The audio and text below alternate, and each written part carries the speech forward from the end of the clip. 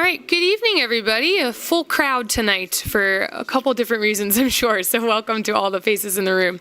The purpose of the meeting is to conduct the business of the Gettysburg Area School District. Board of Directors meetings and committee meetings are open to the public but are not public meetings. All school district residents who wish to make public comment should sign in prior to the start of the meeting and request to speak during citizens' participation. School district residents wishing to speak to the board shall do so only during the citizen participation section of the meeting.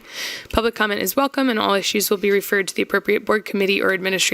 Comments will be summarized in the official board minutes, which will be available by contacting the business office. Please take a moment to silence your cell phones and other electronic devices. Prior to this meeting, the school board conducted an executive session to discuss the superintendent's evaluation. We have all of our board members accounted for. Please rise for the Pledge of Allegiance. I pledge allegiance to the flag of the United States of America and to the republic for which it stands, one nation, under God, indivisible, with liberty and justice for all.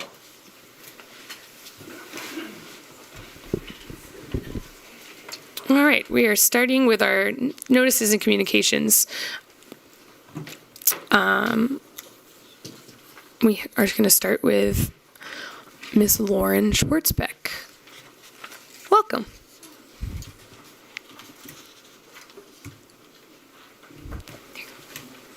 Hello, my name is Lauren Schwartzbeck. I am an 8th grade teacher at the Gettysburg Middle School. I am also a dairy farmer in Union Bridge, Maryland, and I grew up in Gettysburg, Pennsylvania as a dairy farmer as well. Went through Gettysburg School District and everything. But I'm here to talk about an experience I had that was kind of once in a lifetime. I got to go down to DC and kind of speak on flavored milk in school. So there's a new proposal of the dietary guidelines coming out that is going to directly affect not only our school district, but our kids and the dairy industry as well. So in these new guidelines, they only want 10 grams of added sugar in our school lunches per meal. So that hits a really hard hit on our flavored milk. The average added sugar in flavored milk is about 7.2 nationally. So if you look at that and we're looking at 10 grams of added sugar per meal, we're facing a really big struggle against kind of upper hands to get that and realize. So we went down to DC, me and a fellow farmer from Illinois. We had an opportunity to meet the Deputy Secretary Vaden and the USDA Secretary Brooke Rollins, which was an amazing experience. They're pretty high up in our USDA, and we spoke on our thoughts on it, and they were very supportive of, no, we need chocolate milk and other flavored milk in schools. Like, this is what these kids are going to drink. So we worked with them to kind of discuss what can we do to make the compromise. So if we go one more. And that's Brooke Rollins there. So that was a pretty big ordeal to meet her. There was a lot of security around her, and it was a really awesome experience, probably one I'll probably not have in a long time.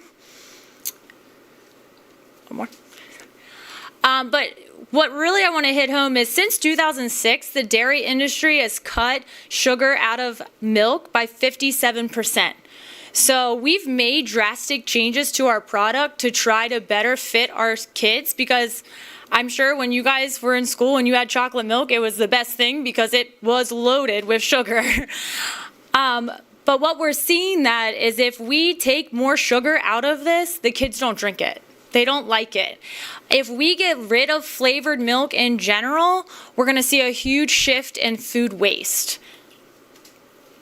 So they actually did a study on this in a school in LA where they took it out and they found that their food waste was drastic, that they had to put it right back in. They also tried this in New York, and the moms got a hold of this and they were not happy. And so the moms kind of really advocated for flavored milk in schools, and they got that back in as well. The gentleman there on the left is Jason Becker. He is the White House liaison. So we spoke with him. He oversees a lot of the things that happen in the United States Department of Agriculture building. And then he takes those to the president to discuss us, hey, what do we need to do? We can't let this happen. It's going to not only impact our dairy industry, but it's going to impact our schools and it's going to impact our kids. So our meeting with him was very intense. He was very statistical, really wanted the facts for what we were doing, how it would contribute to our dairy industry, but also the effect it had on kids. So in closing, I'm short and sweet. I think, we live in a very rural area where I would hope, are very pro keeping flavored milk in school. But this is a national, crisis almost, if we do follow through with the protocol of 10 grams per sugar. So what we asked when we advocated down there was that flavored and fluid milk was excluded from that 10 grams added.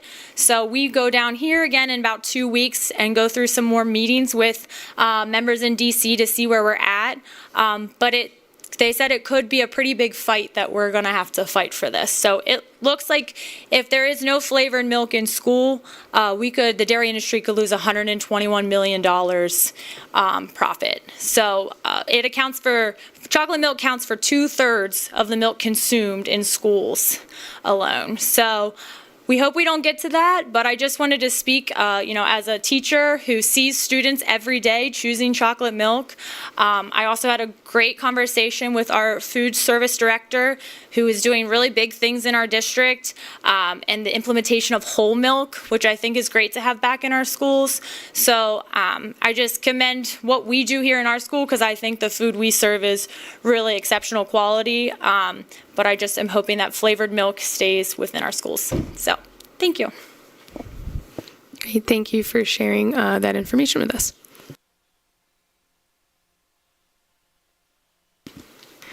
All right, next up, 3.2, we have our board recognition of our retirees.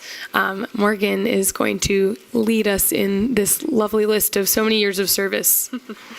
So yes, at this time, we want to honor a very special group of individuals, our retiring staff. Collectively, these individuals have given decades of service to our district, and their absence will be truly missed. As I read your names, please come forward to receive your certificate. Ms. Tamla Becker, 31 years of service in kindergarten.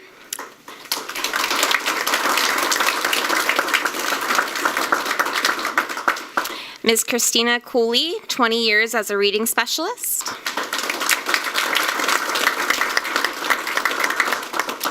Mr. Chad Deckert, 25 years in technical education.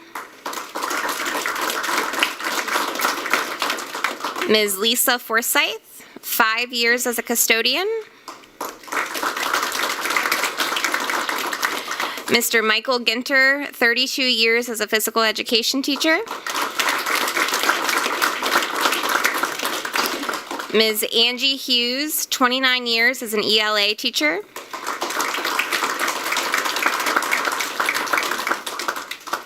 Ms. Sharon Martin, 33 years as a secretary.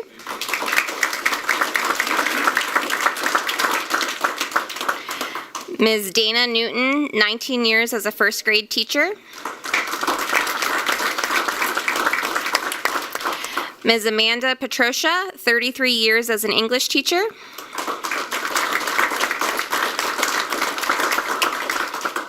Ms. Nancy Shiloh, 23 years as a custodian. Ms. Mary Jane Socks, 30 years as a food handler. Ms. Tarja Wilson, 11 years as a German teacher.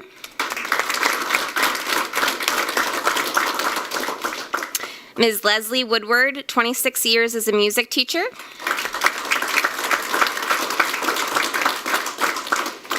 And Mrs. Susan Yingling, 25 years as an assistant secretary.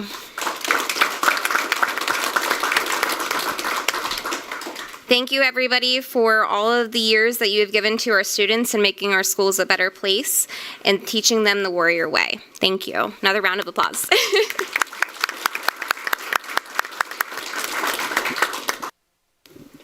You're going to do a group. Vanessa would love a group picture of everybody.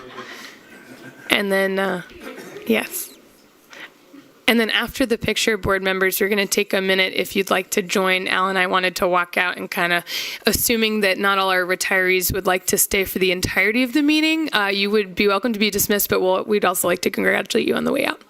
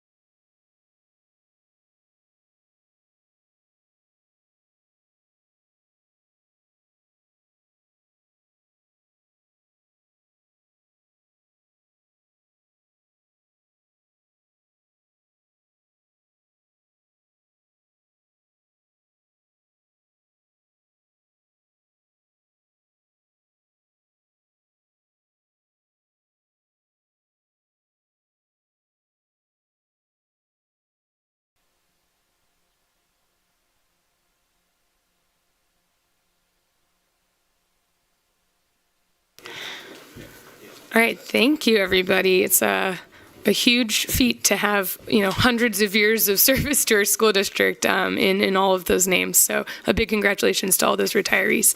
Our next item on the agenda is the final budget presentation from Ms. Belinda Wallen. Good evening, everyone.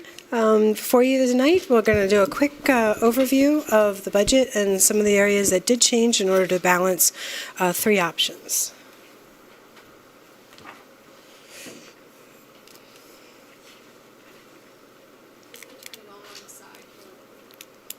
Thank you.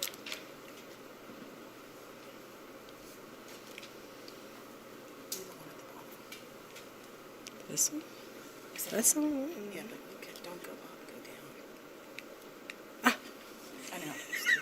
Thank you. I'm always learning. So before you this evening, just a quick overview from beginning to end, some of the variables and the changes that occurred. This particular budget is driven by special education, the comprehensive plan. During that process, of course, we talked many meetings about the supervisor, the growth in population, and I'll also show those numbers again as we move forward. But also this budget equates for the third year of planning for ACTI's expansion and building and construction of their own facility as a phase into our portion of that project. We've talked about social workers. This was the change from 2 family navigators to have 2 social workers, which is a part of the budget. We also discussed the technology department classified position, the Special Education Director, Social Workers, and Technology were really the only 3 positions that were added, simply because overall the changes from the very beginning, we actually eliminated 4 positions due to retirement, attritional savings, and reassignments. We had some updates to tuition account changes in relation to the Charter 363 form, which addressed some of the cyber tuition rates. We had lots of changes with special education going from IU servicing the many of the programs to in-house district servicing, That also equated to some placement services changing, simply because moving away from many of the services the IU provided, we needed to find some other facilities for in-house as well as outplacement of services for special education children. We did have a reduction in building level budgets. We had changes to the budgetary reserve. We had changes to STS service. STS stands for Substitute Teacher Services. We've seen an uptick, as well as next year there will be an increase in the amount for those substitutes. And we had property changes and insurance premiums.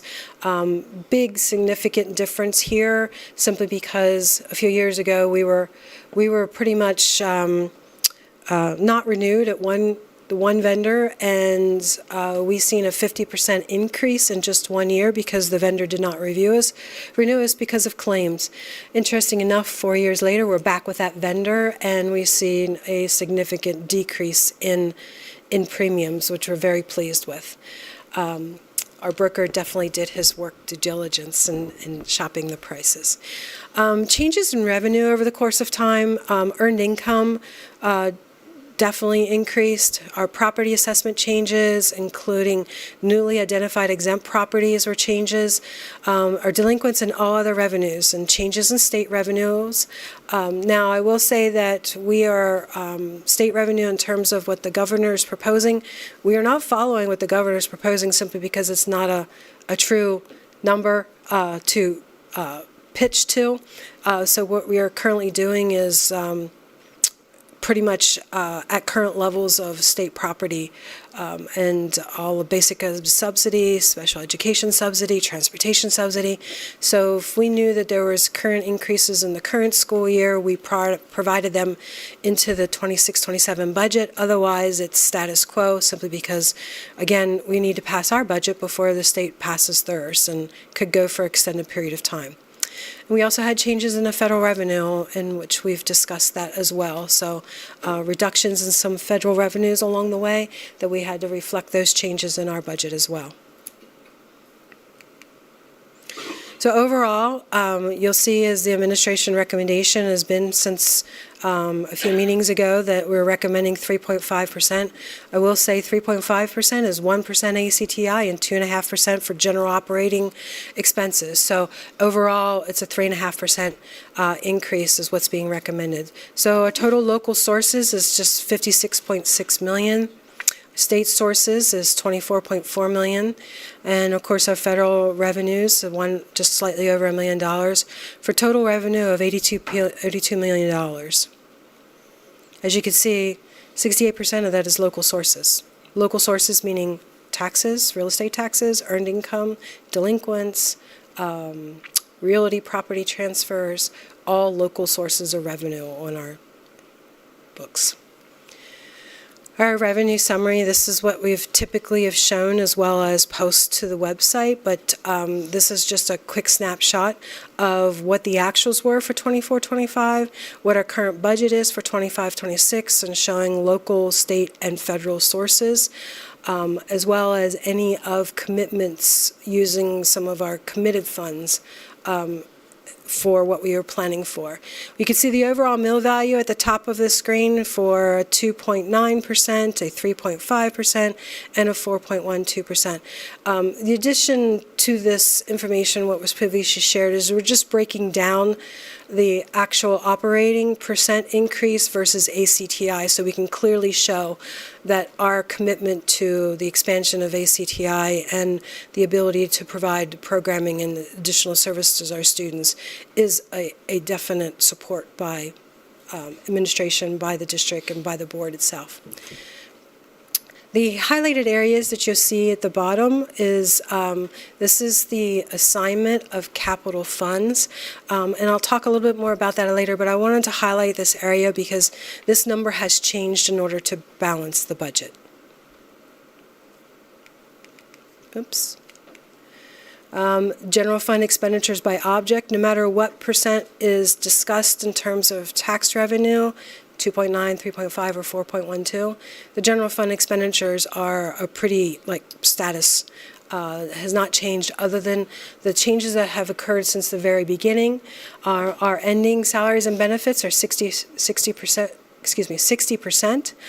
Purchase of services includes LIU, special education services, transportation services, charter services. Supplies include, like, the purchase of service is 24%, which you can see the actual dollar values to the right of the screen. Supplies is 5%. Now, this is not just, as I mentioned before, not just classroom supplies. This is technology.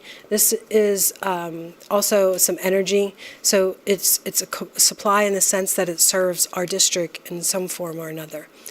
Other expenses is typically all principal and interest of debt, and any other areas.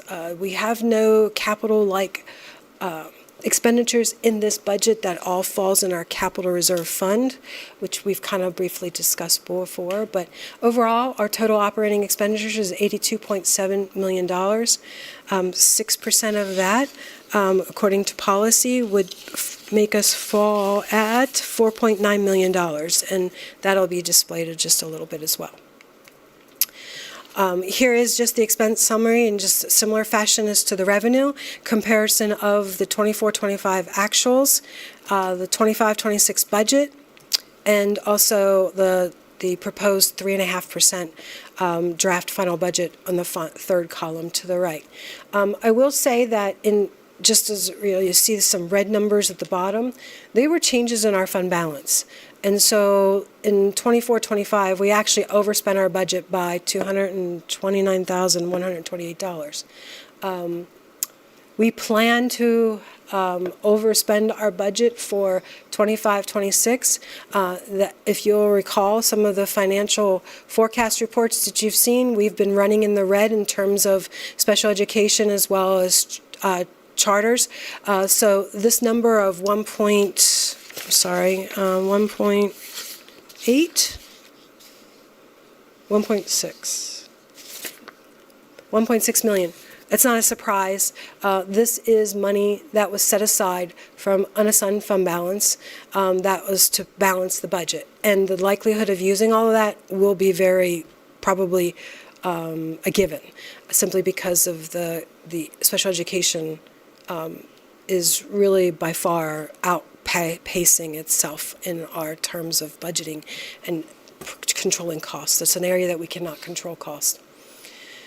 And of course, then the final general fund budget, even with the 3.5% increase, the reason why you see $263,000 listed there is because we actually had to add money to our unassigned fund balance because it would fall below 6%, even with the 3.5% increase proposed.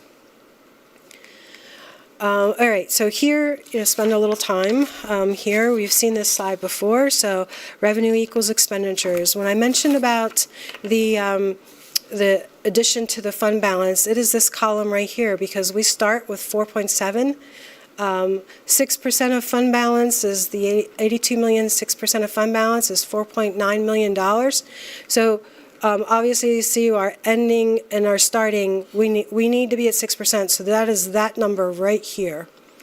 As you can see, just revenue, looking at a snapshot, just revenue and expenditures for whatever option there is, there's a deficit of almost $1 million for 2.9%, a little over $500,000 for 3.5%, and 4.12% is just a little under $500,000.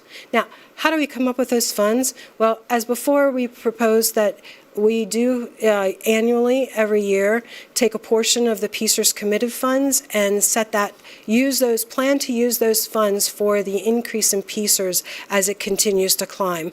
Our expenditure increases, so therefore the funds that were set aside for PSERS is utilized to help it's actually bringing in a revenue source. Once the total dollars are expended, there will be no reserve from PSERS to handle the increases.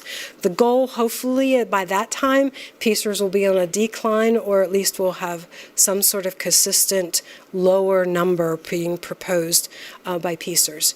Our PSERS commitment beginning balance is just over $3 million, so this $250,000 will just bring it slightly below $3 million. The other area that we are bringing revenue in is from, we had an assigned capital projects number. We started off with assignment from one of the slides before of 1.234367. So of course, the only really way to balance this budget is to use some more of those assigned funds. So excuse me, I'm sorry, I'm keep getting the wrong button. So again here, if we're proposing, the administration recommendation is obviously 3.5, so we would be using a little over half of the $1.2 million out of this assignment, which would remain $570,853 remaining if we go with 3.5.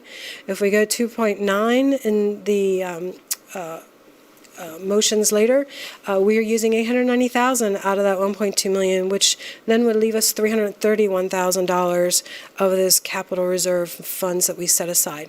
Likewise for 4.12, the difference here again is that number for capital assignment, just under $500,000. We would retain $818,000 of capital projects assigned funds if we were to go with that option. So either of these options are balanced, revenue equals expenditures. The real deciding factor here is how much are you feeling comfortable using of the assigned funds and for whatever option that is selected. Again, we're recommending 3.5, and just keep in mind, whatever those percents there, 1% has to be designated for ACTI. There is no option on the table to not address 1% for ACTI. We need to have that commitment a part of this budget. So that is not even an option to consider, simply because it would be the third year of a 5-year commitment, and we need to continue that commitment if we're going to show our support in the entire process for ACTI.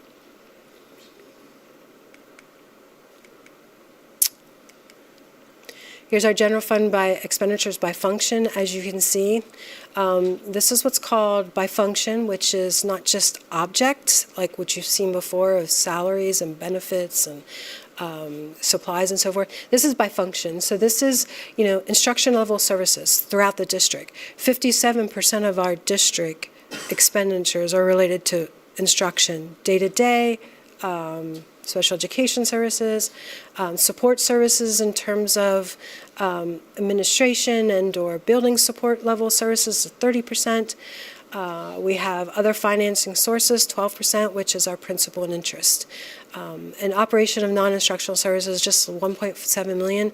This is other areas such as student activity, community services, other I'm trying to think of the 3200 series, and athletics is also a part of that object there. So this really is the breakdown of, again, operational total expenditure, $82.7 million.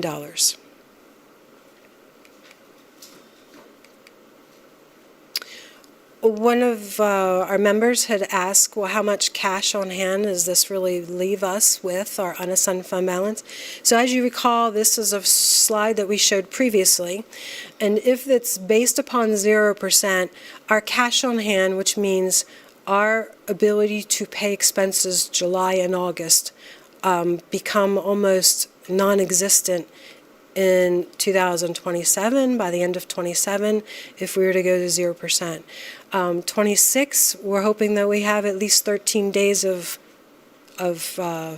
cash on hand to make payments until tax revenue starts coming in.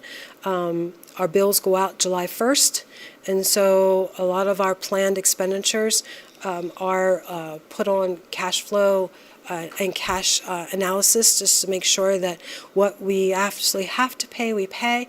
But as you go out further, you can see that we would be running in the majorly deficit based upon 0% and no projection, 5-year projection on this. This is just status quo at 0%. What does 2.9% get us? You can see these 4 areas here remain the same. It really changes here. So we'll have 8 days at the end of 2027, 4 days in 28, 0 in 29, and then we'll be in minus 4 days. Again, this is without a 5-year projection. And I mentioned to the board before that I'll gladly provide our 5-year projection moving forward with all analysis on all the objects once I know what the true tax percentage is, because have more of an idea where we'll end as starting as a beginning to prepare that projection more appropriately and more realistically. Here's 3.5%. Again, it's a little slightly different from the slide before, but you can see it's, we're not out till 2030 is 0 days. So 2030 is really a difference between 2.9 and 3.5%, and our days have slightly are improved a little bit from the 2.9. Then, of course, 4.12, much better situation here. You actually have 5 days in 2030, but again, these numbers just increased by like 1 for these 5-year projections based upon total cost right now. Demographics. I know we've talked a little bit about this before, but I just wanted to provide to the board. We currently have 2,886 students as our district enrollment. Now, mind you, this is always a year to 2 years behind, simply because this is based upon our actual reports that are filed with the Department of Ed. So the last report that we filed was 2024. The next one that's coming due will be this October, so we'll have 2026. And all the reporting that we do will benchmark off of the prior years, assuming that it'll be the same. But as you can see, we slightly changed here, but we're remaining pretty consistent with district enrollment over the period of time.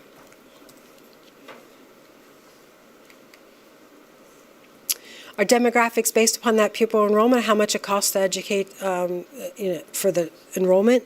As you can see, it's for 24 is 26,354, and 26 is estimated to be 27,448 as per student. Average per student, that doesn't necessarily say that it's a special education cost per student. As I move forward to the special education, we briefly discussed this before, but I have just a little bit updated information on this. So we have 400, as of 2024 fiscal year, 428 special education students enrolled in Gettysburg, which equates to a 5.6% growth, historical, just on enrollment, not cost. That's actually above what the state average is, and above, way above, national average. So we have a good thing going on here for many parents, we're providing the needs of the children. One of the things that's rather interesting is just since 25-26, the current year special ed enrollment is 490. It's not something that we technically planned for. It's why our special education costs are increasing. Approximately 60 of those numbers, 60 of the 490, is out of district placement. So within the 1-year growth period itself, we had 62 new identified students in special ed.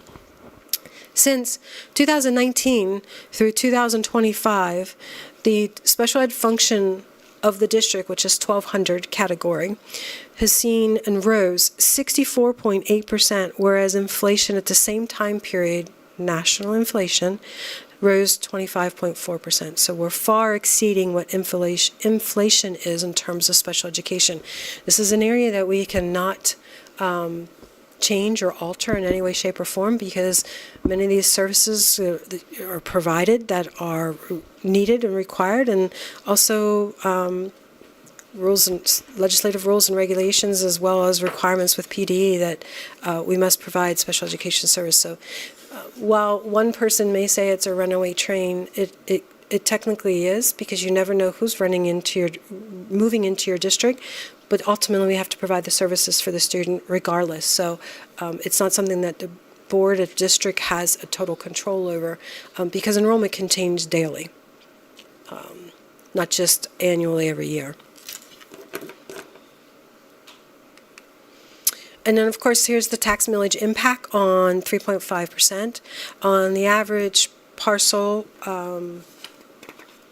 The average parcel is 279, 558. I think that's what that number is. Yeah. So at 3.5%, we would see 112.36 for property taxes. As you'll note at the bottom, you'll have on the agenda this evening a homestead farmstead resolution to approve. So even a 3.5% tax increase, that homestead farmstead reduction, which will show on the tax bills for those residents who have been approved by homestead farmstead, will see $258.15 as a reduction on their tax bill. So this concludes the presentation, simply because I think I've presentationed you to death over the last few months. But if there's any questions, I'll be happy to entertain them for you this evening. What's your expected revenue to be actual for this year by the end of June? Total. Let me see if I could find that quickly, Mr. Seitz. Because I have the budget, but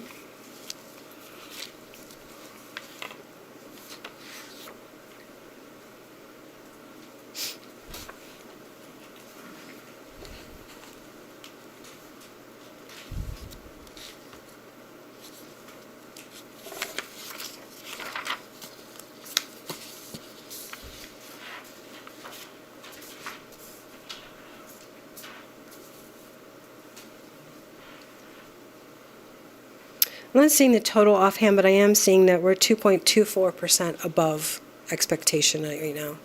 okay. Yep. Which I could would- pull the number if you want to give me a few minutes, but let me just clarify what that percent is. This majority is more earned income. 1.58 million? Simply because our actual tax revenue is, the assessment data is declining. Right. But the fortunate thing is, our declining, we are still maintaining the implied and collection rate of 97%. So while our assessment data went down, and our taxable portion, our collection rate still continues to be 97%, which is a good thing, simply because we're still collecting the majority of the taxes, and we do collect the delinquents. It's just over a period of time. Our earned income really has been carrying us forward, and the most recent assessment data did come down simply because there are two exemptions, major exemptions that are on there that are over $1 million exemptions. One is being the Foursquare Church that used to be the former Rite Aid building, and the other one is the Shrivers that'll be turning into an exemption. So assessment, yes, has gone down, and also the change with the homestead farmstead has caused a slight reduction. So while we reduce the assessment value, that's offset by state money. So if that state money goes down, of course, our assessment data also comes down as well, because it's a pass-through revenue source. Okay? And Josh, by using the capital funds, what's that do to your operations? We would just simply need to defer some of the projects to future years. Historically, we've done a very good job of maintaining facilities and doing the things as required. So this one-time reduction in next year's capital plan would not cause a significant impact if it only happens 1 year. 1 year. Okay. And the budget does have $500,000, which is right slightly around the first-year mark of Okay. that capital plan. All right, thank you. So, Belinda, with the administration's recommendation of 3.5, that does it leave us a little bit short with that policy of how much we want to keep in our fund balance? No, let me go back to that slide, but no, we found using the capital reserve funding stream, this slide here, sorry.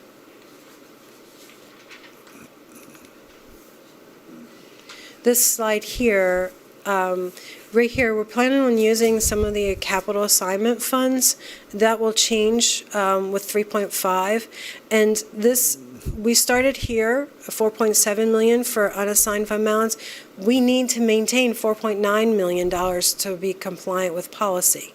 So while even we're increasing 3.5%, $263,686 needs to be added into the budget in order to keep the fund balance at exactly 6%. Okay, thank you. And then all three options does include a 1% set aside for career and tech. That's correct. Thank you. Belinda, does that, the 4.9 from the fund balance, does that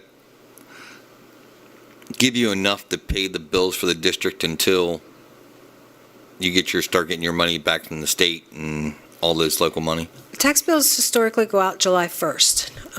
We start receiving our deposits by July 25th. State money never comes in on time, so we're wholly reliant on real estate tax funds coming in. Is what we're doing. And so early on, paying our bills, we don't necessarily put them out in CDs long-term simply because we're trying to be cognizant of what our bills are coming due at that particular point in time. So we may not always invest them early on as the tax revenue starts coming in. But the 6% gives you enough to carry you through till all that stuff goes on? Okay. Yeah, $4.9 million, yes. Mm-hmm.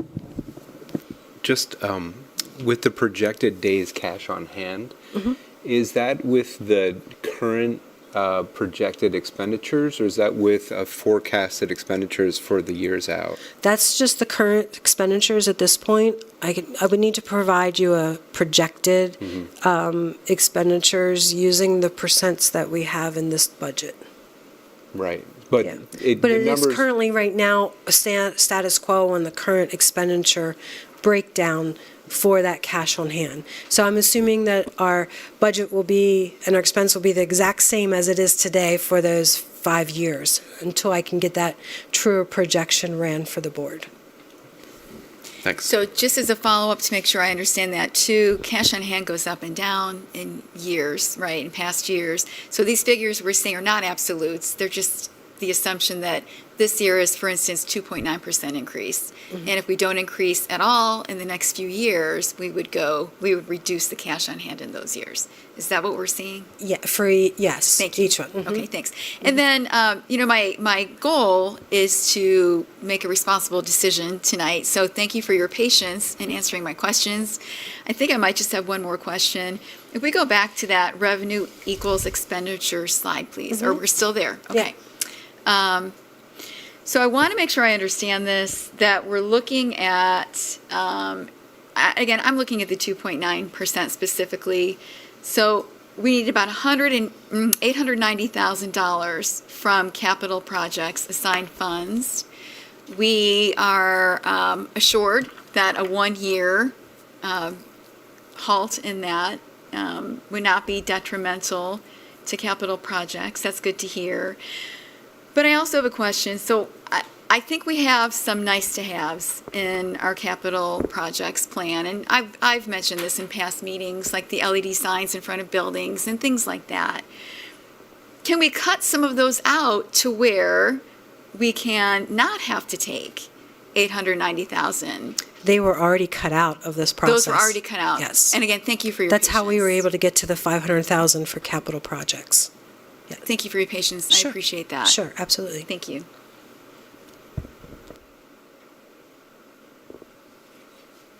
So explain to me again, because I'm new at this with this organization.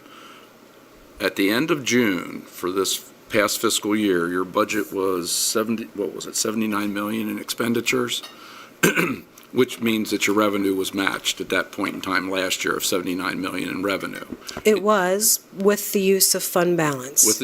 Okay, but then you're saying that we're running 2%, 2 point some percent ahead in revenue? In terms of EIT and local real estate at that particular point, currently, yes. Okay, and what amount of money is that? That's what I'm trying to find out. If we're having a surplus, are there funds in the surplus that would make up for the use of capital funds? So let me explain something Go quickly. ahead. So if you have a surplus or revenue, but you exceed your expenditures, you don't have a surplus at all. Well, that's what, so what Yeah. I'm saying is, so you've also exceeded expenses by what We've way percentage? exceeded our and expenditures. So that's- whatever surplus we're getting is being, It's eaten up. it's eaten up by the expenditures. Okay, Increase. so that's where I'm headed for next year. So if that's the trend each year, Mm-hmm. okay, well, then next year, we're gonna have to take from the capital fund again, possibly in a bigger chunk. Mhm. Which then there's no money left to do it the third year. Yeah. Where would we find it then? True point. We either increase the demand, increase the portion on the general fund, which would then look at an additional tax increase. Or we cut expenditures everywhere else in the district, which Okay. could be positions, could be programs, could be whatever, to bring those expenditures down. Because one mill's about 380,000? 300, yes, Okay. 380. So basically, to fund this without using capital funds or PSERS, we would actually have to increase 2%, not including the ACTI. Correct. So we actually would be at 4.5% in order to meet our demand. Yeah. The index would meet our demands, but Okay. to go, you would almost need to go, moving forward, simply because of special education, you almost need to go to the index every year, and that's not something that I don't think we have a pulse on yet. Right, but what's going to happen is we're going to run out of capital funds to take from Mhm. soon, within, I figure, 2 years to 3 years. It'll be changing the way that we conduct our capital project planning.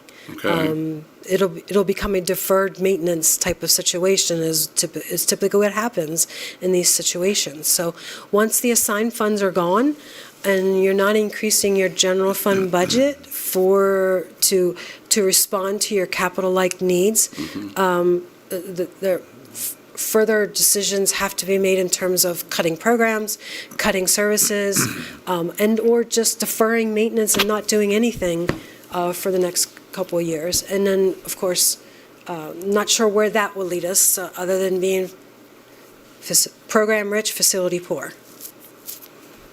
Okay. So I think, Dave, you point out something that's kind of a serious issue. We're on a trajectory where our expenses are outpacing our revenue.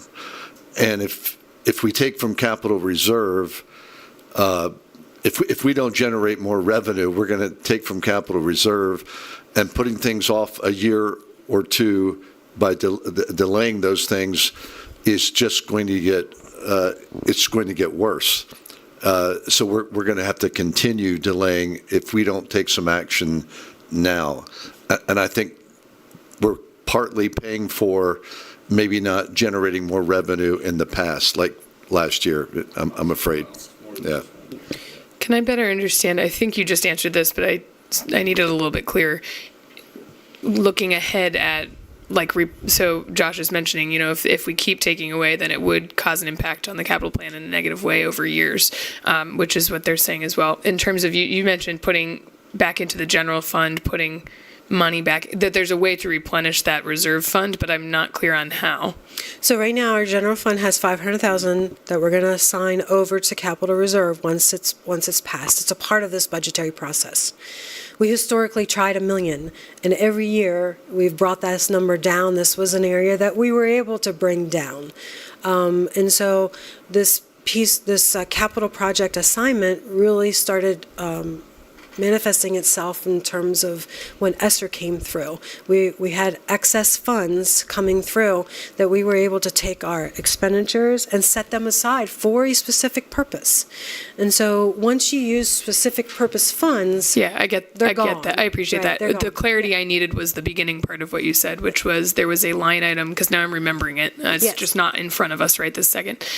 There's a line item in the general fund to assign a certain amount of funds each year to that reserve fund. Correct. So looking forward, knowing that we are taking from that reserve fund and decreasing what we're adding to it, that it would behoove us in the future to be keeping that line item at its cost and/or increasing it if needed for our capital reserve. So question. So if you eliminated the line item, the 500,000, you actually would have a surplus on the 4.12% by not having to take the 404. Because if you're taking 500,000 out and you don't do that, then you'll be able to retain your 1.2 million in capital unassigned funds. Yeah, so if we take 967 minus.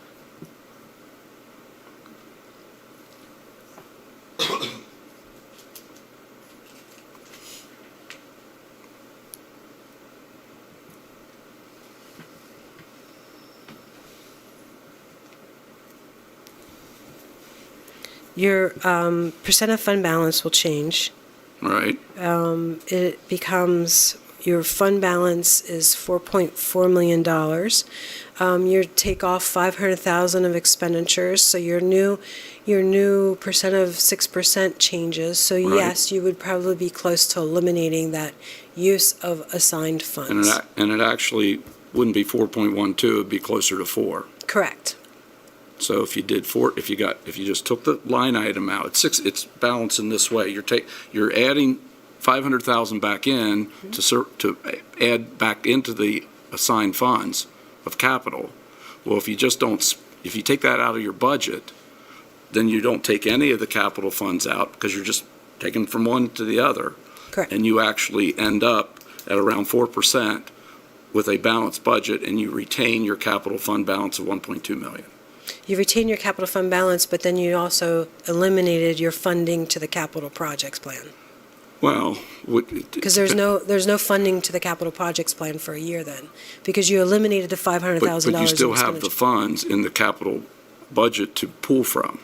You have funds in the capital pull projects, but I will say as a reminder, we are still looking at the administration building I understand. and the team room, utilizing those bond fund monies up first and foremost. So anything retaining in the capital projects, capital plan, will be the difference in those projects of payment. So while the capital reserve is sitting at one number, it's not necessarily there for continued capital funding plan. Does that make Right, sense? I'm but if it- sorry. but if Like it's your gonna make annual up- commitment to that plan is lost. And I don't know that the capital reserve plan can continue paying the way for the annual commitment of the capital plan.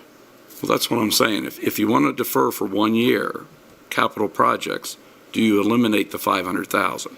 If you wanted to defer 1 year, it's either you leave the 500,000 in and use the capital assigned funds to balance that, or you take them both out on both sides, correct? But I will say that we didn't prepare a 4.0 option Well, I know, before you. but I'm just thinking on Yeah. the fly here. Sure. Okay. I have a question, Belinda. Excuse me. So between what money from the federal government we didn't get, and we're not getting, and what the LIU is going to cost the district this coming year, do you know what that total is between those two together?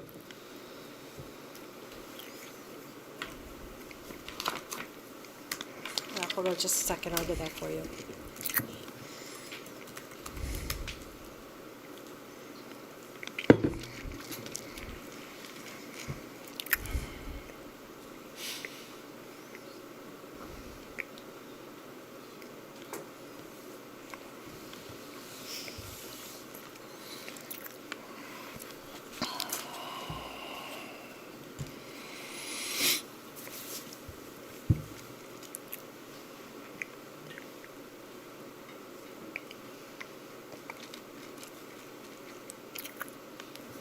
While Belinda's looking for that, I don't know that this reminder is needed, but in case it is, for the flow of the agenda here this evening, this is a item for board action to vote on the budget coming up in a little bit, but this is the appropriate time for questions. So if there are things you're mulling about that you'd like to know more about or discuss, this would be the time to do that.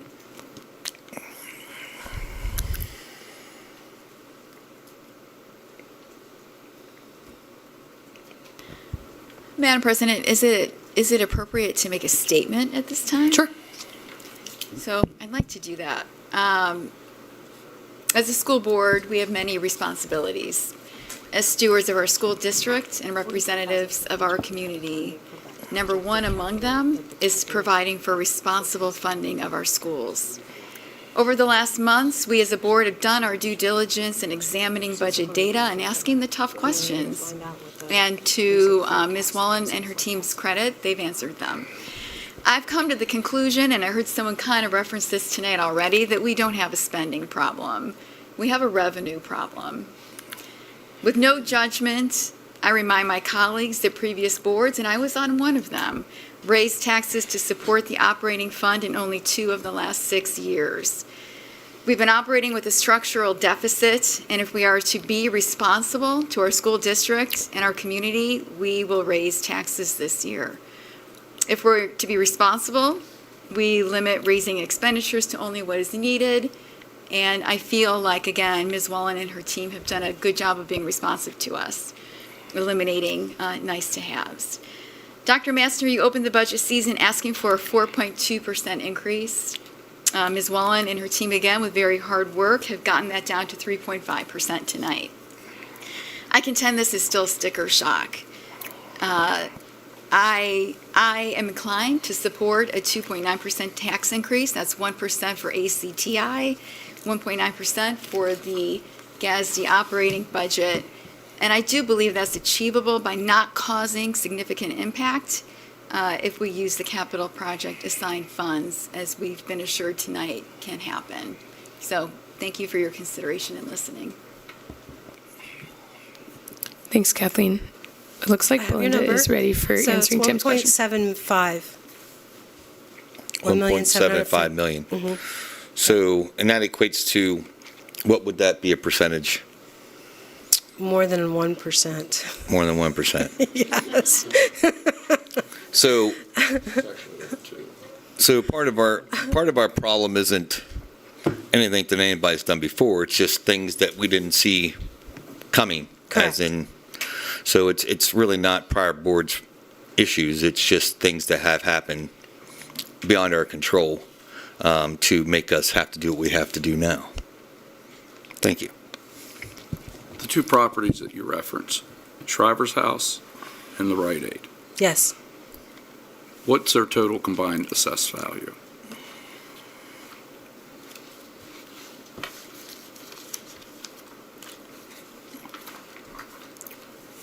Hold on just a second. I had it here.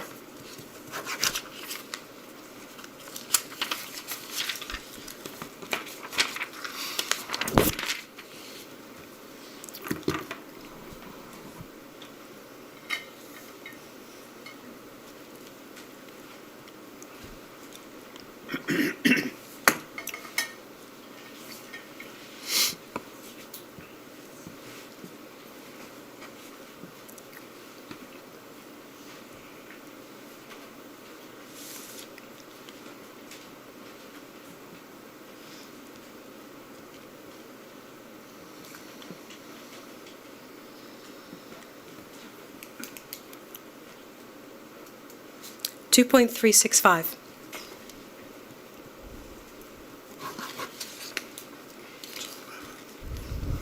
So that's basically $258,000 reduction. Yes. Okay.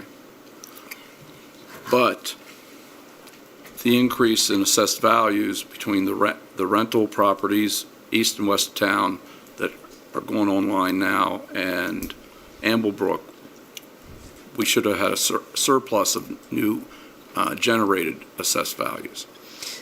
So I'll just kind of summarize what we typically do in our process. So once we receive the updated numbers from the county, Right. we evaluate that projection. We evaluate what the county indicates have permits. Not all permits will hit Right. taxable as of July 1. So, for example, the number that the county, I'll just give an example. The number that the county provided us is 70 homes for Amblebrook. So we use a portion of that. So only the new homes, not necessarily Right, like. right, not resales. Correct. And so that is one portion. And then, of course, we have some other housing permits that were developed. So Mr. Fordham discusses with Daryl Crum what the taxes that will likely come available, or likely permits that have come around. Between both of them, they're evaluating the numbers that Daryl Crum had provided would not necessarily address the known exemptions that are coming through. So we take a projection. So whenever those numbers change, we're changing that projection simply because the numbers are being provided already had our projections in it. So subtracting out the projections to recalibrate, so to speak, the projection off of what the numbers, the updated, have been provided to us. Okay, because I'm just trying to, I respect Kathleen's overview. However, if the assessments don't come on board to produce enough additional revenue, because that's your only, that and earned income is your revenue generator. So as more people move in, we potentially have more earned income. Not all of it, because the larger percentage are not providing earned income. Correct. Okay, so we're not receiving that. But if we don't see an increase in revenue of assessed value next year, there will be no capital fund anymore. It'll be gone. True or false? If we had to Rub do my another, magic ball. if we had to, Sorry, Josh, it would be gone. Yeah, if it we would be had to gone. deplete it by 890,000 again, actually, we would have a deficit Yeah. of 600,000.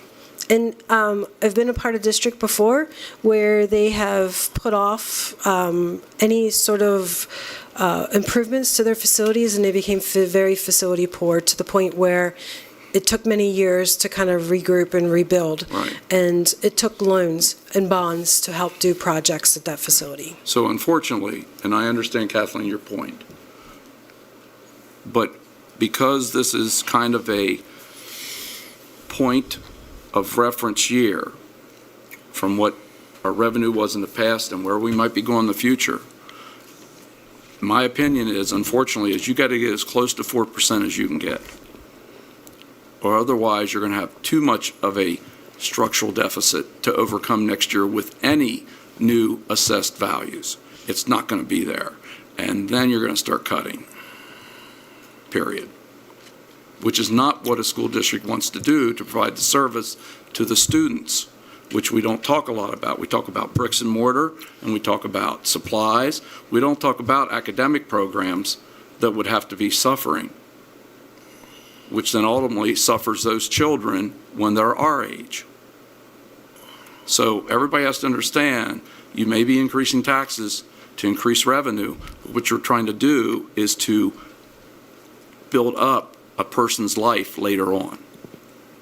And you can't do that with a structural deficit that we're going to see over the next 2 years, unless you raise the taxes to meet the demand, to be able to structurally right your ship for a couple of years. And during that period of time, it would be on our administrators and yourself, unfortunately, Belinda, is to come up with a plan between now and the beginning of next year. January, not wait till next June to come up with a strategy to figure out how we're going to dig out of this hole over the next 3 to 5 years. Yeah, it actually would start in October, November. Very good, Yeah. because it's going to be a hole.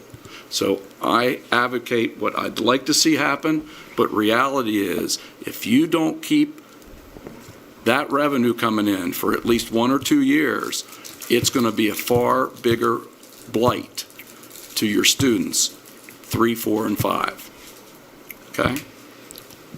So looking at these percentages again, just because I feel like this is worth repeating, we're looking at each one of these has 1% already in it for ACTI. So looking at general operating at a 3.5 would be 2.5% towards general operating, 1% towards ATI. Since we're having many conversations about the future as well, which is appropriate given the fiscal responsibility here, over the course of the years coming down the pike. can you remind me, this is the third year of ACTI, correct? This is the third year. So this is the third year of a 1% increase, and we're committed to another 2 with 1% that are going directly towards ACTI. But then in theory, 3 years from now, we could just be looking at a general operating budget increase, which if we're looking at this, and this is what we continue to fund, could be much closer to what it is that lower end. I like to keep that in mind. Of course, that doesn't change the impact on people's finances now because the 1% is included in there. But I think the commitment of that 1% to ACTI really is making it look like we are generating more money for the school district when in reality it is earmarked for something. So I am an advocate for, trying to continue to fund the programming that we have and not let our buildings fall into disrepair in the process. So I think it is, I do hear what Dave is saying and would like to see it at a 2.9 eventually. I don't know that we're there right now. Belinda, I know, and I know Sean is here, I think, with ACTI. The 1% that the schools are putting back is great and focused mostly on getting us a land purchase. But after the land is purchased, we're planning on building a structure. Correct. So chances are that 1% is going to continue on indefinitely until we have a nice career and tech structure at some point. I think that's what we're anticipating, right? So the 1% is to plan for a share of $30 million. So that is getting a share of $30 million as a baseline. Now, I will tell the board that, of course, if the discussions are anywhere and upwards of $30 million, that's going to be a whole different conversation. So our 1% would likely change to something higher to support that educational opportunity.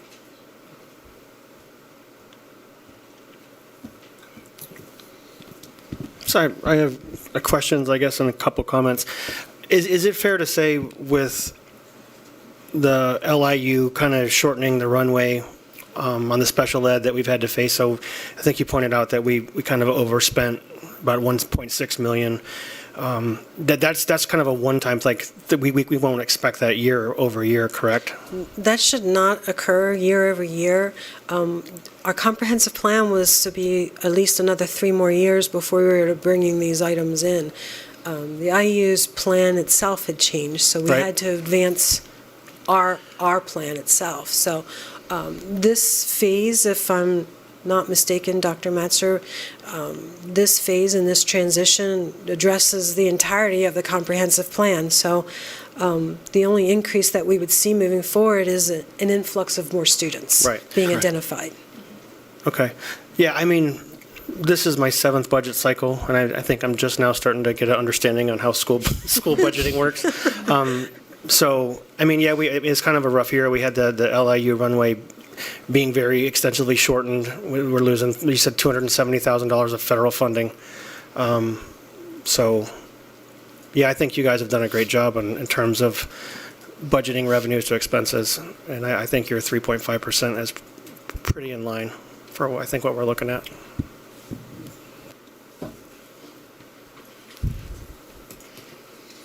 Are there any other comments or questions for Belinda and the board on this final kind of budget presentation?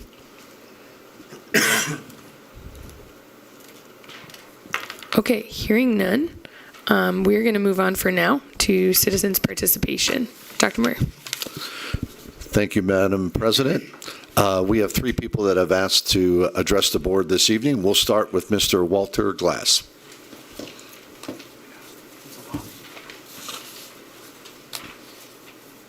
I guess I'm on. Hello. I spoke at the last meeting. My name is Walter Glass. I'm a citizen of Adams County and pay school taxes to the GASD. Using district details from the National Center for Education Statistics 2024-2025. Okay? I find that the GASD had approximately 2,846 students. So I wondered how many teachers were employed at similar enrolled districts. First, in the state of Pennsylvania, the average number of teachers was 166. In the nation, the average number of teachers was 180. In the GASD, the number of teachers was 211. Other school districts with similar enrollment employed less faculty than we did. And in addition to the 211 faculty members, we also had a support staff of 187. We are clearly top-heavy for district administrative support with 89 employees. It is it is relevant that we have too many employees for the number of students we serve, giving us a teacher or student ratio of 1 to 13, 1 to 14. Please keep in mind that the state of Pennsylvania suggests an ideal ratio of 1 to 20. Tough things we may have to do. And perhaps unpopular decisions must be made. My suggestion is, 1, reduce staff. I'm sure you have all heard about Lancaster School District. With a $35 million deficit, they made the tough decision to approve furloughs and cuts for some staff members. They have approximately 10,000 with a ratio of 1 to 12. Imagine we have less than a third of the enrollment.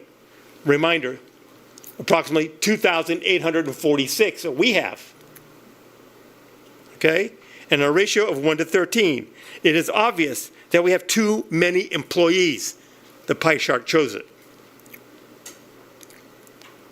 Number 2, freeze any salary increases.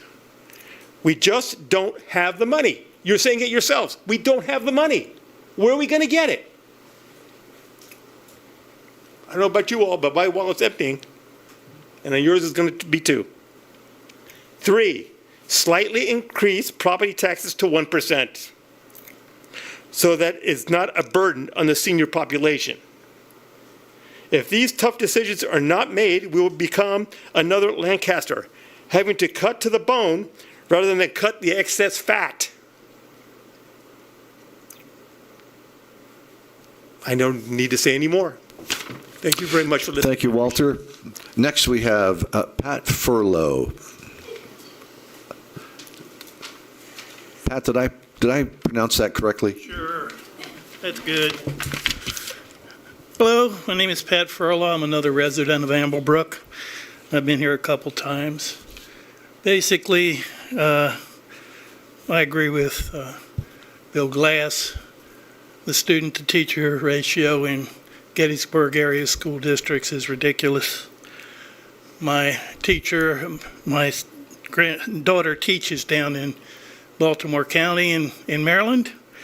They just told them that they will be required to have a student-to-teacher ratio of 30 students per classroom to accommodate budget difficulties down there. I was looking at the student-to-teacher ratio at the high school here that looks like a college, 14 to 1. And you tell me you can't consolidate classes to make room for ACT. Doesn't make too much sense to me. There should be plenty of room for consolidation of classes, reduction of staff, and room to expand ACT into the existing building that's over there now. You keep approving projects that are great. ACT is a good program, but you talk about $1 million this year and next year for ACT. Well, that doesn't count for the building of the building. or the population of students and teachers and busing the kids to the new ACT building wherever you decide to build it. You got to get your corporate entities here in Adams County involved in helping out with ACT if that's what you want to do. You got to be able to populate the classrooms with equipment and be able to keep that equipment running. Then you got to get teachers to run that equipment, teach the students. Adams County has a lot of industry that would be more than happy to probably help populate and fund the project. You just got to get somebody out there to solicit it.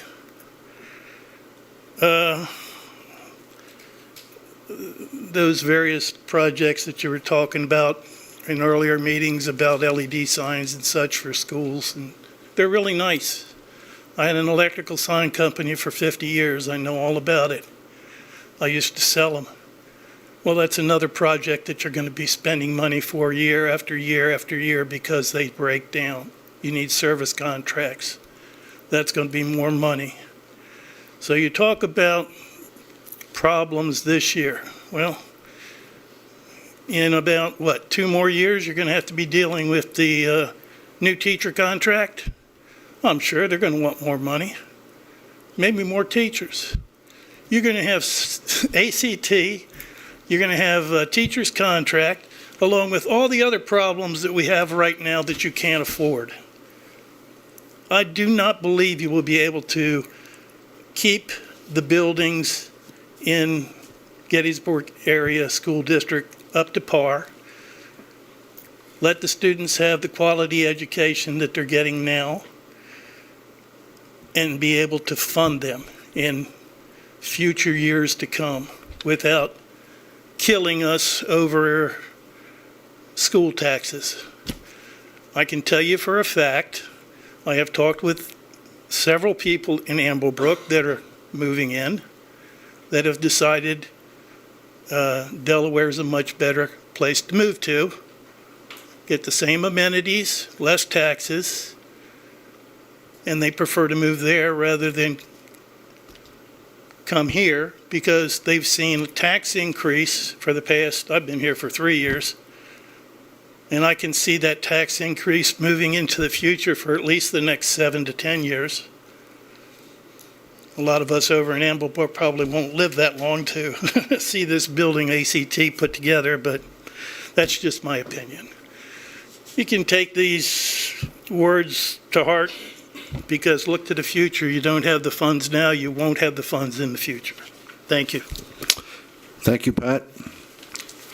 And our final speaker, I am struggling to make out the name, but the topic is America PA 250. I apologize. Introduce yourself if you don't mind before you start. My name's Anita Adam. Thank you. I'm sorry, like Adams County. Thank you.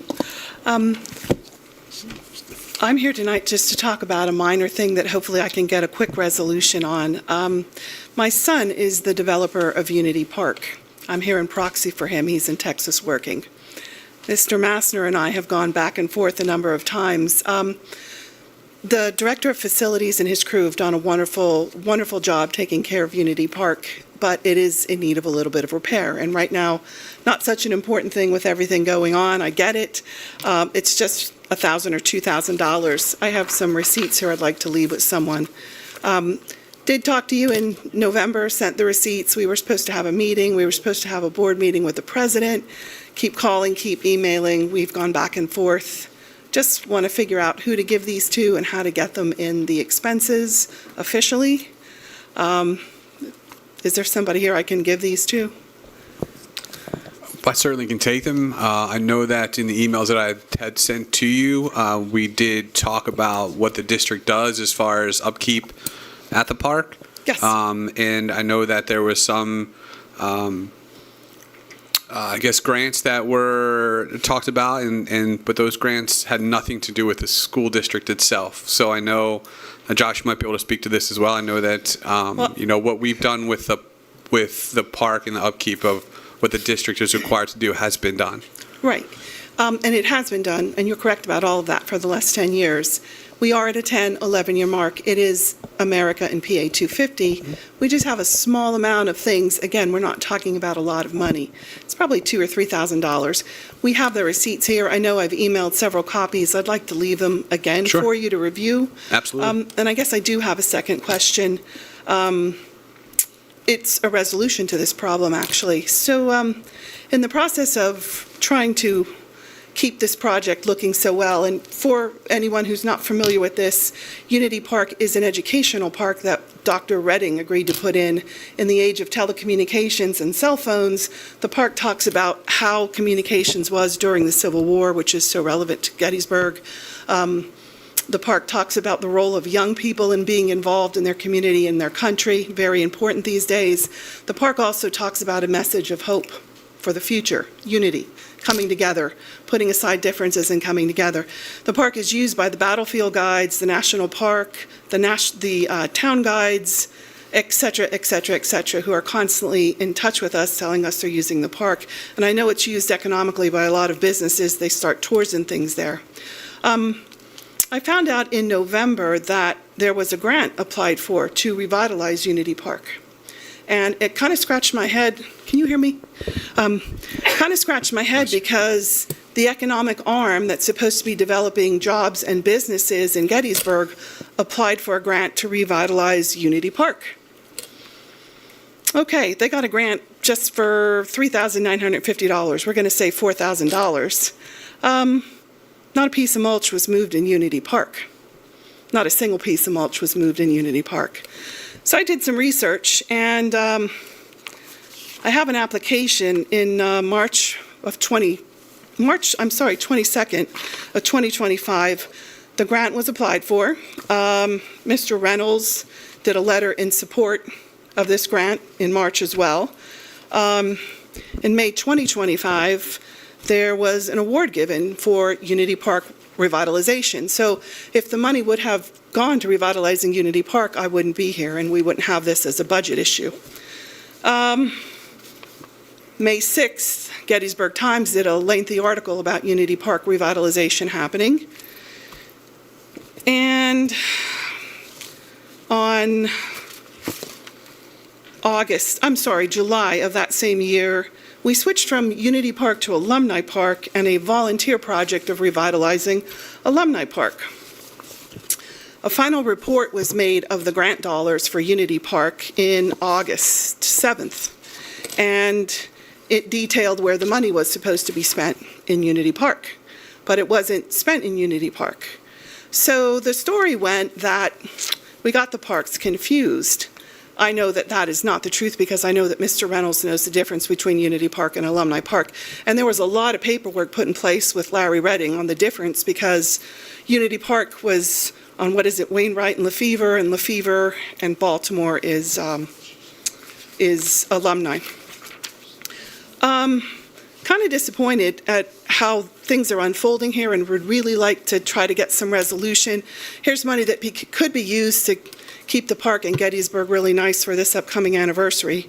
Said there was $1,100 spent in Alumni Park on trash cans. I didn't see any new trash cans in Alumni Park. Said there was $2,200 in Alumni Park for composite material. I'm obviously not an expert in composite material, but there's not been $2,200 spent in Alumni Park. So there was a $4,000 grant given. Not a penny was moved to revitalize, not a single thing was done to help Unity Park at all. Very, very little money was spent in Alumni Park.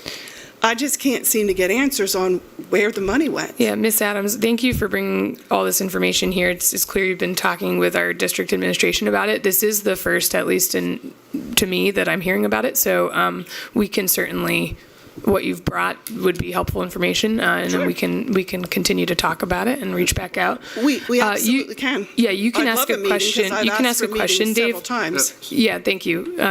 Thanks for coming. Hold on, Dave, 1 minute. I would like to just say one final thing. We are at the end of the time that you have to talk about the issue, so that's why I'm asking that you give us that information. But Dave, you can ask her a follow-up Who question. applied for the grant? Jill Sellers applied for the grant through Main Street Gettysburg. But the funny thing I left out for you, sir, is that Caleb Sellers right in the middle of all of this, wanted to go ahead and do another project in Unity Park. So, connect the dots and but what happened, but did- I can't get an answer to where the money Did you is. talk to Jill? Of course I did. Well, did she receive the grant to their organization? Not only did she receive the grant, she did a report on where the money was spent, sir. Right. But the money's not there. So her organization controlled the funding. That's correct. Okay, thank you. But their organization says, oh, it's not my problem, you need to talk to the school board, it's their property. And what I get from the school board is, oh, well, it's our property, but we're not involved in the grant. I don't understand how you can't be involved in the grant. Do you still own Unity Park? Yes. Someone applied for a grant and none of the money was spent there. Where did the money go? Well, the funding went to Main Street. That is where the funding should be identified. Okay, so here's the problem I have, Yeah. sir. My son is Ma'am, given... if you want to leave those papers with us, we'll take them. I We did this in understand. November, and I couldn't get you to return my calls or my emails. So first of all, I just would like to make a comment Sure, on go that. ahead, I know Dr. you had Messer. sent me an email. In your email, you mentioned the 2 or 3 other times that you had sent emails to me. Right. And I told you that, I don't know if it was your husband or somebody else, that I responded twice. And in your email, you told me that you didn't know I had responded. So I No, it was don't my want it son. to. My son moved. Sure, But understood. We were supposed to meet with the But I did respond to secretary him and, twice. Yeah, we were supposed to meet, and your response is, it's not my problem, I don't know where the money went. So what I'm Because we trying to didn't say fund the grant. is, you could have this park and probably Alumni Park revitalized if you knew where the $4,000 was. We're So, but you- understanding y'all- what you're saying. you- I apologize, but I'm gonna finish this conversation so that we can actually talk as a board, because this is the first we're hearing of it. But please leave your materials. You can bring them up to me.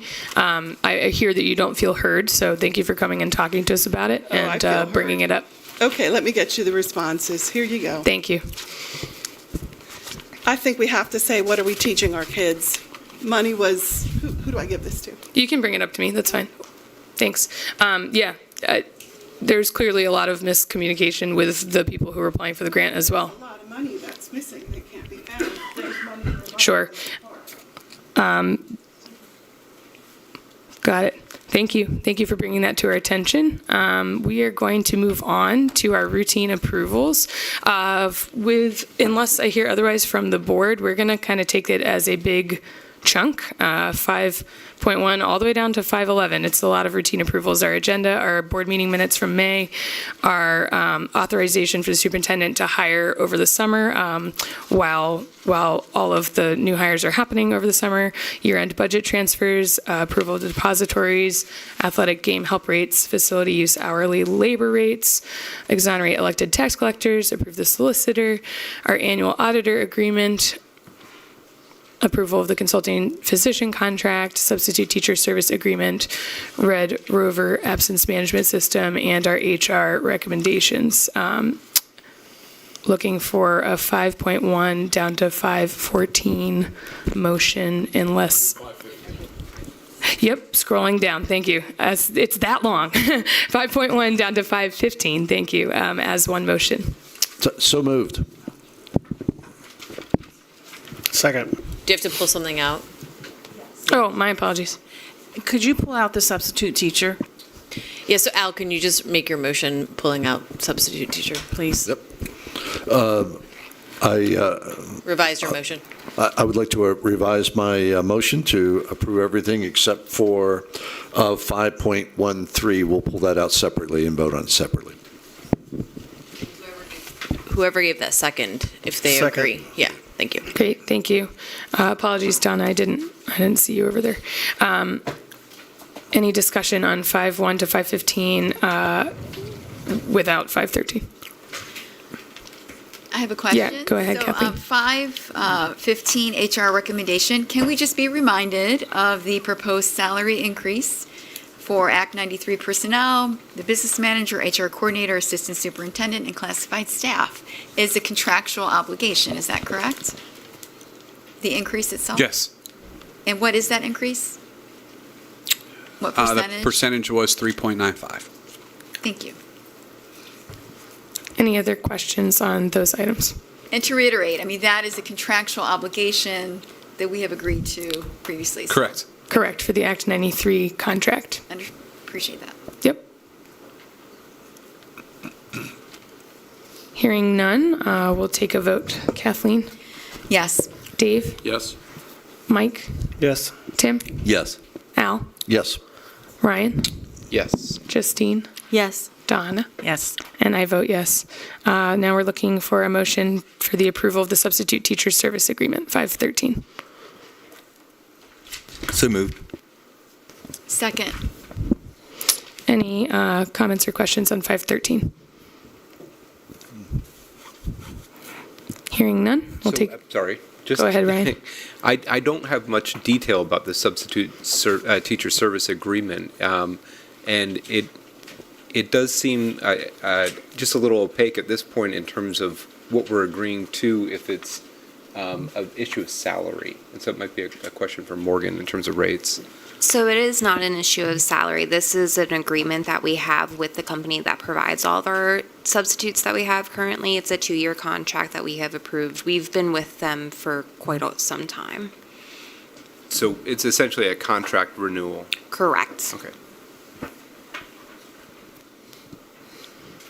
Any other questions? Okay, hearing none, we're going to take a vote. Dave? Yes. Mike? Yes. Tim? Yes. Al? Yep. Ryan? Yes. Justine? Yes. Donna? Abstain. Kathleen? Yes. And I vote yes. All right, we are moving on to our items for board action. We are starting with 6.1, which is the adoption of the general fund budget. So this is our budget vote for this evening. As you board members can see on the agenda, there are the 3 options listed there. So if you are to make a motion, then it would be for one of those specific percentage increases to vote on, right? The 3.5, the 2.9, or the 4.12. 3.5 is the district's recommendation. Looking for a motion for 6.1. I make a motion that we follow the administration's recommendation to adopt a 26-27 general fund budget with a 3.5% real estate tax increase.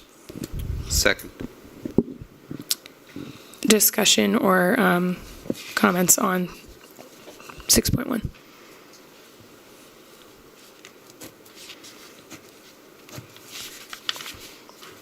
Okay, hearing none, we'll take a vote on the 3.5% as the tax increase. Mike? Yes. Tim? Yes. Al? Yes. Ryan? Yes. Justine? No. Donna? No. Kathleen? Yes. And I vote yes. Sorry, Dave. Dave, go ahead. No. Thank you. All right. The motion passes. We're going to move on to 6.2, which is establishing taxes. So this is based on our prior vote that we take action on a request to establish the taxes to support the general fund budget with a 3.5% increase. Looking for a motion for 6.2. So moved. Second. Discussion on 6.2.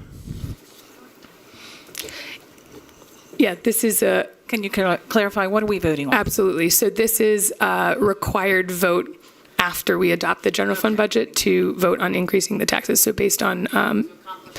correct. Thank you. Good question. Any other questions? Okay, hearing none. Tim? Yes. Al? Yes. Ryan? Yes. Justine? No. Donna? No. Kathleen?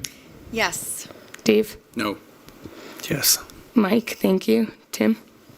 Oh, wait, I started with Tim. See, now I'm including extra people. Sorry. And I vote yes. All right, that motion passes as well. 6.3 is the resolution for the homestead and farmstead exclusion that we're discussing and taking action on a resolution establishing the homestead farmstead exclusion based on the approved budget that we just passed. Looking for a motion. So moved. Second. Any questions or comments? Hearing none, we'll start a vote. Al? Yes. Ryan? Yes. Justine? No. Donna? Yes. Kathleen? Yes. Dave? Yes. Mike? Yes. Tim? Yes. And I vote yes. All right, we're moving on to 6.4. Each fiscal year, we nominate and elect a board treasurer. I don't know, we'll open the floor for nominations for treasurer. The current treasurer is Tim. Do it again.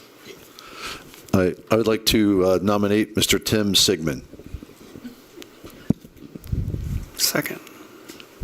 Thank you. Any other nominations? Hearing none. All those in favor of Tim Sigmund being treasurer, I think we could just do it by saying aye. Aye. Aye. Great. Congrats, Tim. All right, we are moving on to our information items for this evening. I know that Sean is here to answer questions and give any updates on the ACTI land purchase update. So why don't you come on up?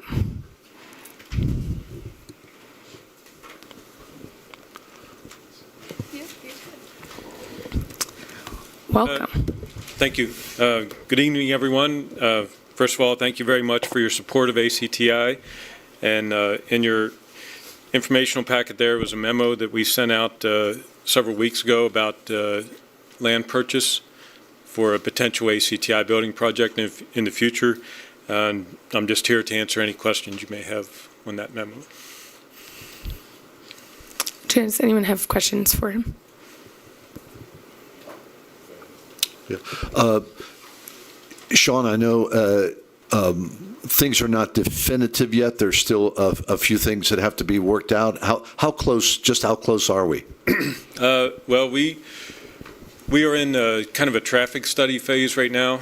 That's one of the due diligence items we're working on. We just got the final signatures on the contract offer and counteroffer. So now that that is completely signed, we're looking for documents from the owners of any other work that has taken place, like wetland delineation or anything like that. There was a pretty major traffic study in that area a year or two ago, so we have that information. So we're just kind of waiting for some additional documents to come in to see what else we may need to do during the due diligence period. And Sean, I would just like to say, on a personal note, congratulations on your, I think you're serious about retirement this time, and Yes. for helping to get ACTI to this landmark case or this situation that we're in. So it's great to see progress being made. Thank you. I think you all know I could talk for hours on the benefits of career and technical education and why we should have it in Adams County, why we should have more of it, and the fact that our students have not had the same opportunities as students in other counties for the last 50-plus years. So, again, thank you for your support of ACTI. And just very briefly, since you mentioned my retirement, I'd like to introduce Dr. Tony Payne. He will be the next director of ACTI. He's with me here tonight. So I'll let you introduce yourself real quick. Yeah, no, I mean, my name's Tony Payne. I come from Huntington County, was a director there for 7 years, and prior to that, Fulton County. So I was quite familiar with different CTCs and how they work. I'm excited to be here and look forward to kind of moving this project forward. So, and I just had my knee replaced, so I apologize. Question for you both. So when you do a traffic study, you have to anticipate the size of your physical structure with the amount of people per square foot. Mm-hmm. How many square feet is your building? We are doing the traffic study based on our feasibility study recommendation of 142,000 square feet and about 600 students. That would double our current 7 programs to 14, and we, of course, would need additional teachers for those programs. So does that include your expansion in following years in the traffic study? Not at this point, no. It's Okay. just based on the feasibility study numbers. Do you have an anticipated cost per square foot for the 142,000 square feet? I don't know that exactly. I'm not an architect or a builder. So Well, I mean, they probably have a budgetary number. Yeah, they're looking somewhere around 70 million. That's what I thought. Okay, thank you. Any other questions for the two of them while they're here? And welcome. Nice to meet you. Thank you. Yeah. Okay. Thank you. All right, great. Thank you both so much. A reminder to the board, since this is an an information item this evening, that will be up for board action on our June 15th meeting. Moving on to 7.2, approval process for the 5-year capital plan project. We had talked about this a little bit in the past, brought it up on the agenda to discuss the process we use for this, and I know Dave had some ideas about aiming to approve items when we approve the capital plan at certain cost points or not to exceed a certain cost point. I don't know if you want to talk about that now, Dave, and bring it up since it's here for information. Well, the process seems like to be a revolving door. Josh probably has specific projects that he wants to accomplish in a given year. And if there's budgetary monies for that and they don't exceed the estimated cost, Josh should be able to move forward and go ahead and implement the process, rather than it coming back every time for each individual project to be reapproved over and over again. Now, when we're looking at that, just as a follow-up question there with the intention, would that be for so when we approve it, we're approving for that next year, and then there's those other following years that are less delineated. It would be for that following year, the functional year of what is being built. Correct. We're not going to approve 3 years from now. It's what he needs at this point in time. Yeah, basically whatever's funded. Yep. Through the budget approval process. And it would only come back if it were a different price point after looking into it than what was approved. That's correct, yeah.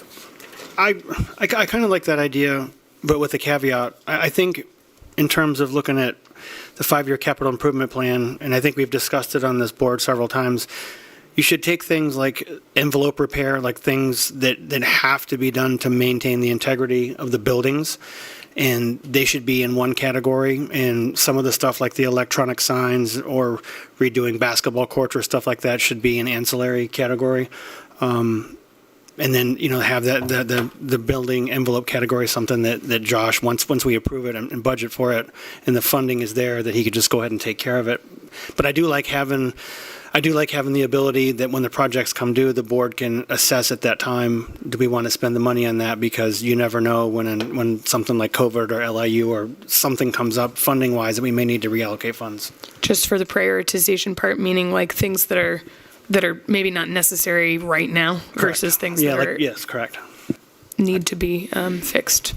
Any other comments, questions, Ryan? I also like the idea, but I feel like it shouldn't be anchored to a fixed amount, in that there's some years where our variance is higher than others. And if we have unexpected expenditures showing up that, are not anticipated but are in the audit, then we need to be able to be responsive to it. So it might be a way to think about how to take error or standard deviation or whatever of our anticipated versus actuals into account in order to have some reasonable price tag per year rather than a fixed amount. Any other thoughts on 7.2?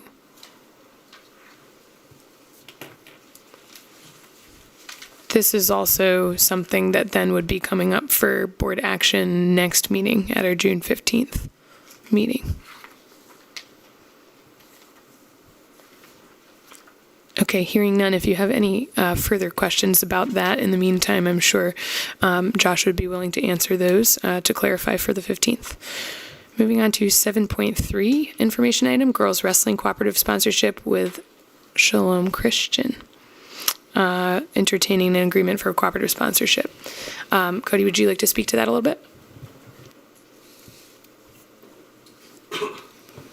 So Shalom Christian Academy out of Chambersburg reached out with interest in a girls wrestling co-op because they're a private school, but since they take Chambersburg's boundary, we can co-op with them because we're touching school districts touch. Currently it's one student that's interested in wrestling, but obviously could be more if this is something we were to do. Questions, Mike, go ahead. I'm assuming this would be similar to the football co-op? Correct, yes. Yes, identical with the price sharing model we use for football and cheerleading. Cody, are you in support of this? I am. Yep. So, Madam President, we'll vote on this at the next meeting, is that right? Will we actually see a copy of the agreement? Yeah, it's there is a link to it under administrative Oh, I content. must have a broken link. That's okay. Yeah, I Yeah, can't we see can it. make sure you have All it right, thank before. you. Any other comments or questions to Cody, 7.3? does Chambersburg not have a girls wrestling team? They do have a girls wrestling team, and don't quote me on this, but I believe they don't do co-ops because of the size of their district. Okay. I was just wondering why.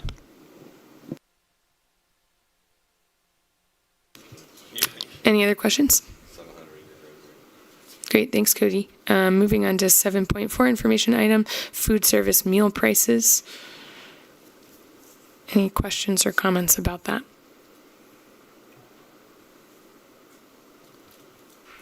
Looking to be just an increase to costs for meal prices for next school year. Just one quick question. Go ahead, Ryan. I mean, you hear free and reduced lunch. Does the reduced fees also match these increases? I mean, I wouldn't anticipate them to match it, but proportionally. Nick, I'm going to throw that over to you. Will there be an increase in the reduced fees as well? So as far as reduced priced meals, there'll be no increase next year in reduced price meals. Reduced price meals will be considered free based on eligibility status. Thank you, Nick. And Nick, we get reimbursed for those free and reduced meals. Am I right? Correct. Yeah, the reimbursement rates for the 26-27 school year has not been published yet. We should see them post July 1, the new rates for the school year. But we do get funding, state and federal, for all three status: paid, reduced, and free. Do you anticipate they'll go up a little bit? Our reimbursement will be a little better? We do. We do anticipate the rates will be going up again. Yes. Any other questions for 7.4? Okay, hearing none. I do not believe there are any PSBA legislation updates, and we already heard about ACTI. So moving on to our program reports. Dr. Massner. Yes, actually speaking on our food service program, we do over the summer have our Seamless Summer Food Service Program, which is returning again this summer, providing free breakfast and lunch to children throughout the community. Kids up to age 18 and GASD enrolled students with disabilities up to age 21 can enjoy free meals, regardless of their economic status or school district. This, as it was last year, will be held Monday through Thursday from June 17th through August 6th with in-person lunch from 11:30 to 12:30 in the cafeteria at Gettysburg Area Middle School. Also, I would like to just mention, obviously, we had graduation last week.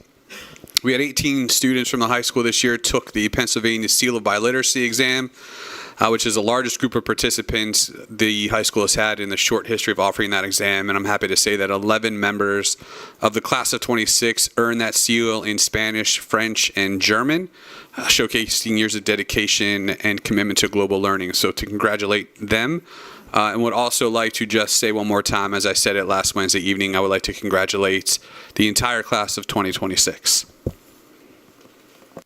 Dr. McFarland, go ahead. Evening, everyone. Last Tuesday, we held our final new staff induction event. I'd like to thank our new staff members for their continued dedication to our students as well as our staff, and extend an extra thank you to our instructional coaches, new mentor teachers, and building administrators for their extra support onboarding our new staff members. Also on last Tuesday, it was a big day.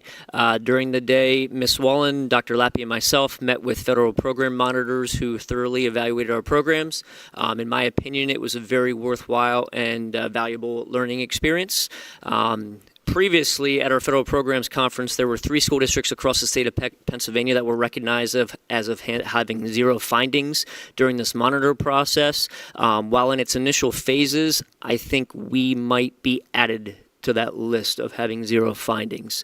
We're waiting to hear back from the state from that to confirm that, but that's the way it seemed. This is a testament to the top-notch work from Ms. Wallen from a fiscal aspect, Dr. Lappy, who was monitored by our school aspect, and really all of our building administrators and school-level teams across our district. Sadly, while this will likely not result in a funding increase for us, it does show the compliance to regulations and continued positive supports for our students, our families, and our staff. Great, thank you so much for that update. I know that, yeah, go ahead, Dave. I was going to say something too. Linda, could you, for the next meeting, because we have to vote on the ACTI, we've heard that the estimate's $70 million for the building portion. Can we also get an estimated cost for site work and putting equipment in the facility for that size of a building? That would be a question for Sean, so we can, or for the two of them. Get to obtain it from them. I don't know who obtains it. Oh, yeah, we'll send an email. Very good, thank you. I would like to extend also a congratulations to all of the graduates of this 2026 class. I know that Mr. Dickerson, Ms. Pratt, Dr. Moyer, and I were at graduation. We had a good time. Congrats to the high school team for pulling another great graduation off as well.